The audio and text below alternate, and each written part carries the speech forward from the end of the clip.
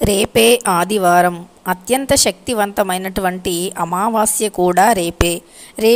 రేపు ఆదివారంతో కలిసి వచ్చినటువంటి అమావాస్యని భాను అమావాస్య అని పిలుస్తూ ఉంటారు, లేదా మాఘ అమావాస్య అని కూడా పిలుస్తూ ఉంటారు.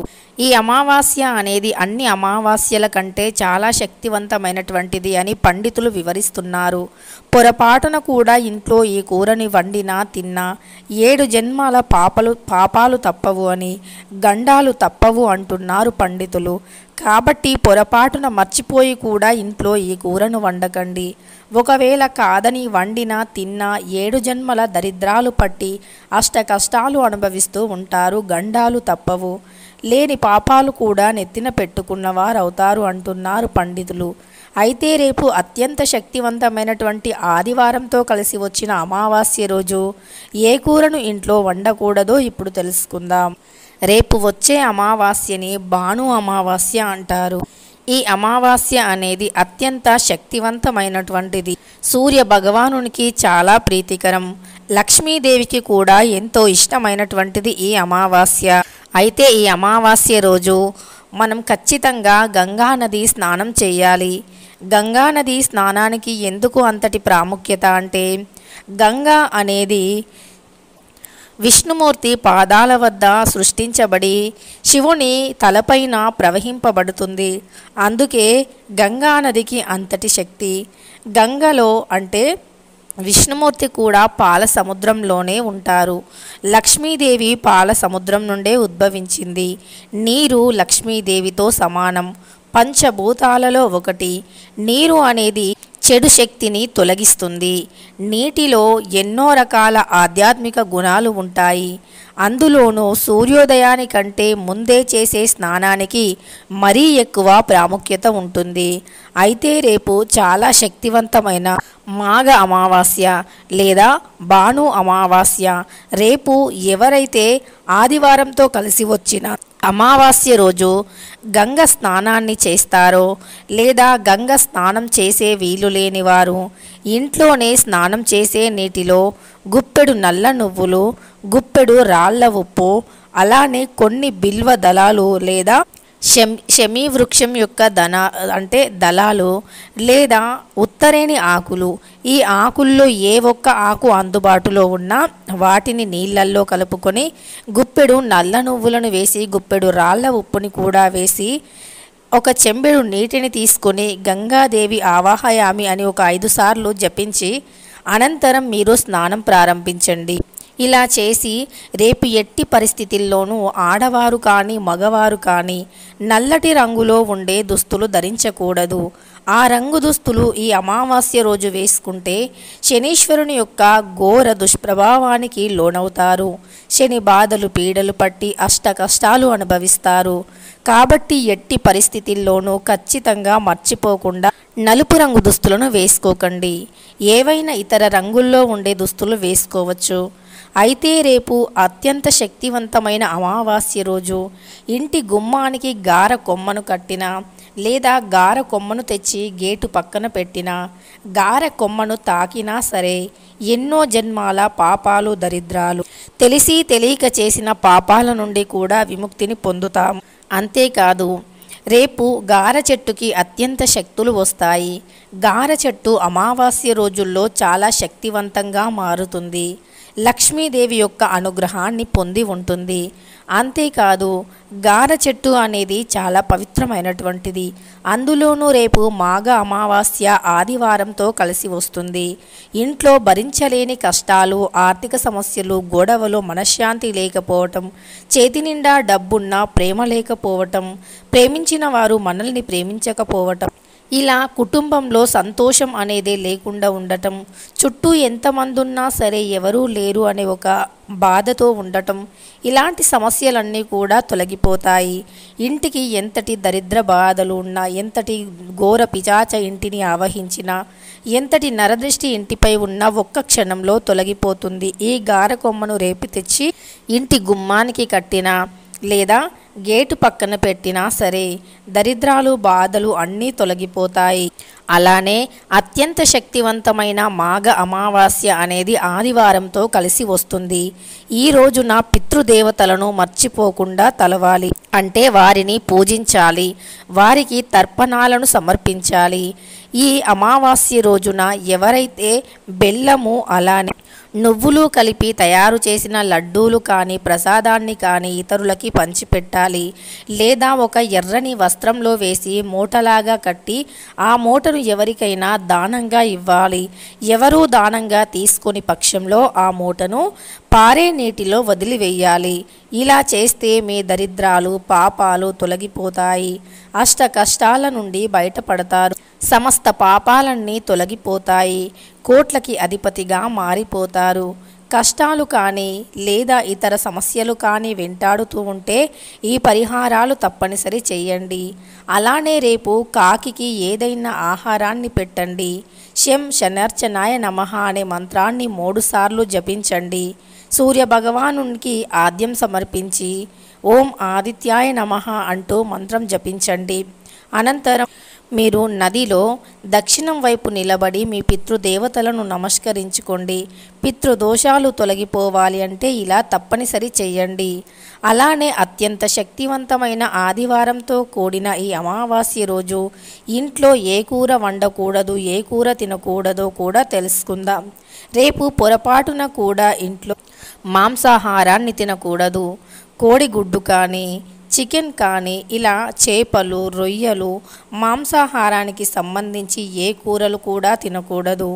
సహజంగా ఆదివారం రోజు పూర్వకాలంలో అయితే మాంసాహారం ముట్టుకునేవారు కాదు, చాలా నియమనిష్టలతో ఉండేవారు అని పురాణాలు వివరిస్తున్నాయి.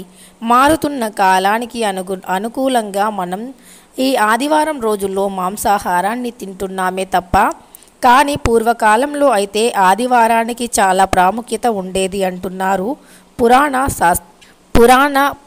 పురాణ గ్రంథాలు. అయితే ఆదివారం రోజుల్లో మనం మాంసాహారం తింటాము, కానీ రేపు అమావాస్య ఆదివారం, రేపు ఎట్టి పరిస్థితుల్లోనూ మాంసాహారం అస్సలు తినకూడదు అని పండితులు వివరిస్తున్నారు. కాదని తింటే 7 జన్మల పాపాలు తప్పవు అని, గండాలు పట్టి పీడిస్తాయి అని పురాణాలు చెబుతున్నాయి. అలానే రేపు ఆవుకి ఈ విధంగా మీరు చిన్న నైవేద్యం అని చెప్పుకున్న తప్పులేదు. గోమాత అంటే కోటి దేవుళ్ళకి అధిపతి అని చెప్పుకోవచ్చు. కోటి దేవుళ్ళకి స్థానాన్ని కల్పించింది గోమాత. ఒక్క గోమాతను పూజిస్తే చాలు, కోటి దేవుళ్లను పూజించినంత పుణ్యం కలుగుతుంది. విద్య, ఉద్యోగ, వ్యాపార రంగంలో ధన సమస్యలు, ఏవైనా కుటుంబ సమస్యలు, అన్ని రకాల సమస్యలు తొలగిపోవాలి అంటే రేపు అత్యంత శక్తివంతమైన మాఘ అమావాస్య లేదా భాను అమావాస్య రోజున ఒక తమలపాకుని తీసుకోండి. ఆ తమలపాకులో బెల్లం అలానే నువ్వు ఇవి కలిపి ఎంతైతే బెల్లం నువ్వులు కలిపిన మిశ్రమం ఆ యొక్క తమలపాకులో పడుతుందో అంత తమలపాకులో పెట్టండి. అలా పెట్టేసి దానిని ఆవుకి తినిపించండి. రేపు శక్తివంతమైన అమావాస్య రోజున ఇలా చేస్తే మీ కష్టాలు తొలగిపోతాయి. మీరు కోటి దేవుళ్లను పూజించిన పుణ్య ఫలితం లభిస్తుంది. ఏ సమస్య అయినా తొలగిపోతుంది. పిల్లల విద్యా పరంగానైనా లేదా పిల్లల ఉద్యోగ పరంగానైనా ఇతర ఏ రకమైనటువంటి సమస్యలైనా తప్పకుండా తొలగిపోతాయి. అలానే రేపు ఆదివారం రోజు ఒక గ్లాసులో పసుపుని తీసుకోండి. అందులో నీటిని పొయ్యండి. అందులోనే ఒక ఎర్రని మందారం పుష్పాన్ని కూడా వెయ్యండి. అలా వేసేసినటువంటి గాజు గ్లాసులో నీటిని మీ తల చుట్టూరా 7 సార్లు తిప్పుకోండి. అలా తిప్పుకున్నాక ఆ నీటిని ఎవ్వరూ తొక్కని ప్రదేశంలో పారవోసి రండి.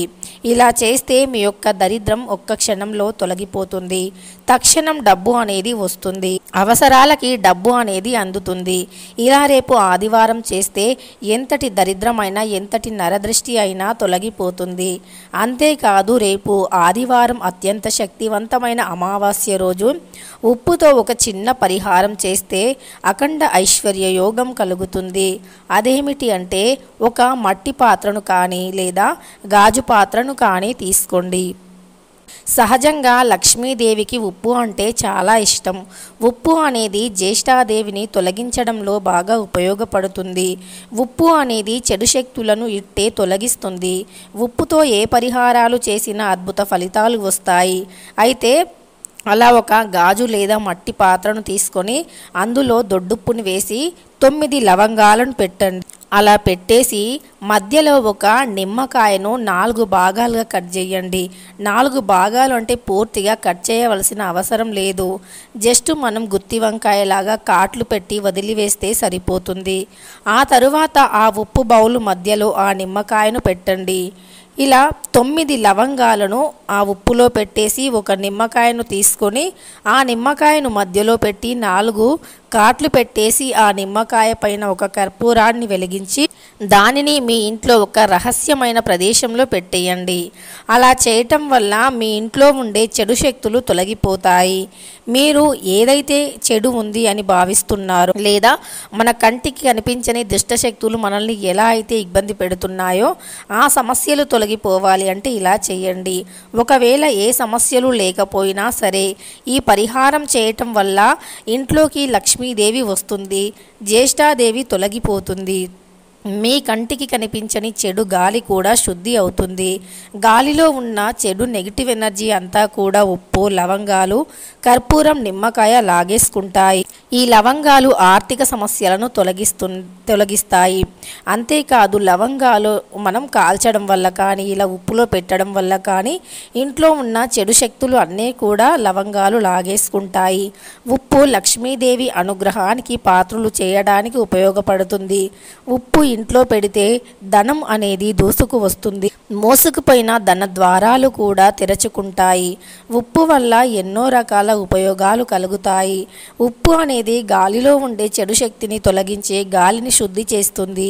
అందువల్ల అనారోగ్య సమస్యలు కూడా రావు. ఎవరైనా మీ ఇంట్లో అనారోగ్య సమస్యలతో బాధపడుతున్నా సరే వారి మంచం దగ్గర రేపు ఒక మట్టి పాత్రలో ఉప్పుని పోసి ఆ ఉప్పుని వారి మంచం కింద పెట్టండి. అలా పెట్టేసి 15 రోజుల పాటు వదిలేసి 15 రోజులు అయ్యాక అంటే ఉప్పు రంగు మారాక ఆ ఉప్పుని ఎవ్వరూ తొక్కని ప్రదేశంలో పెట్టండి. ఇలా చేసినా సరే వారి యొక్క ఆరోగ్య సమస్యల నుండి వారు బయటపడగలుగుతారు.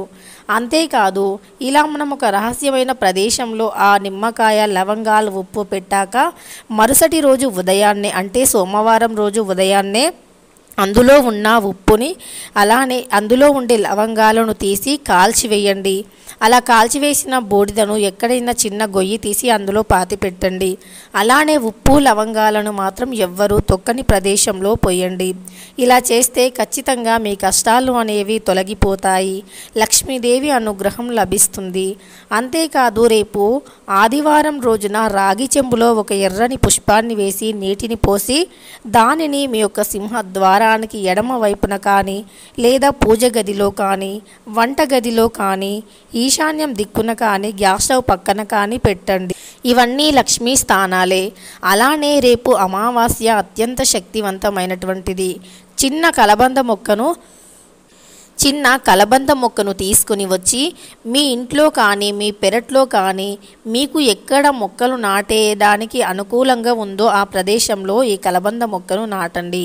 రేపు శక్తివంతమైన మాఘ అమావాస్య రోజు ఇలా కలబంద మొక్కను తెచ్చి నాటడం వల్ల ఇంట్లోకి దరిద్ర బాధలు రావు, దుష్టశక్తుల ప్రభావాలు తొలగిపోతాయి, అష్ట ఐశ్వర్యాలు కలుగుతాయి, మీకు ఉండే దృష్టి దోషాలు తొలగిపోతాయి. కలబంద అనేది లక్ష్మీదేవి, పార్వతీదేవి, గౌరీమాతల యొక్క అంటే సరస్వతీమాత యొక్క కలయిక అని చెబుతూ ఉంటారు పండితులు. ఇక ఈ ముగ్గురు దేవుళ్ళ యొక్క అనుగ్రహాన్ని పొంది ఉంటుంది కలబంద. అందుకే కలబంద చెడు శక్తిని తొలగించడంలో చాలా ముందుంటుంది. కలబందతో ఏ పరిహారాలు చేసినా సరే అద్భుతమైనటువంటి ఫలితాలు వస్తాయి. కలబంద అనేది మన చుట్టుప్రక్కలే ఉంటుంది. కలబంద అనేది కనీసం ప్రతి ఒక్కరి ఇంట్లో 2-3 మొక్కలు అయినా నాటాలి. కలబందలో ఎన్నో రకాల ఔషధ గుణాలు ఉంటాయి. కలబంద అనేది మన యొక్క చర్మానికి ఎంతగానో ఉపయోగపడుతుంది.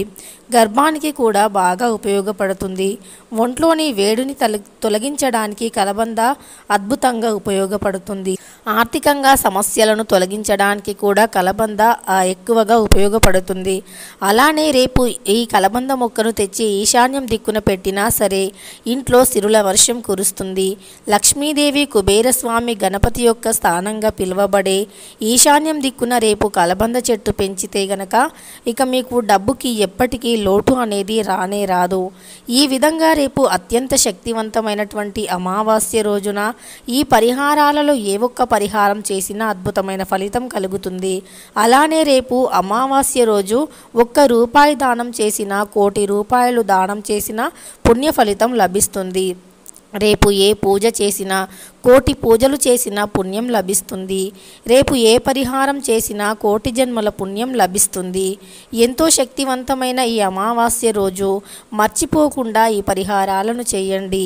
అదేవిధంగా మీరు ఇంట్లో మర్చిపోయి కూడా మాంసాహారాలను వండకూడదు. తెలుసుకున్నారు కదా, రేపు భాను అమావాస్య లేదా మాఘ అమావాస్య రోజు ఏ పరిహారాలు చేయాలి, ఏ కూర ఇంట్లో వండకూడదు అని. వీడియో నచ్చితే లైక్ చేయడం మర్చిపోకండి.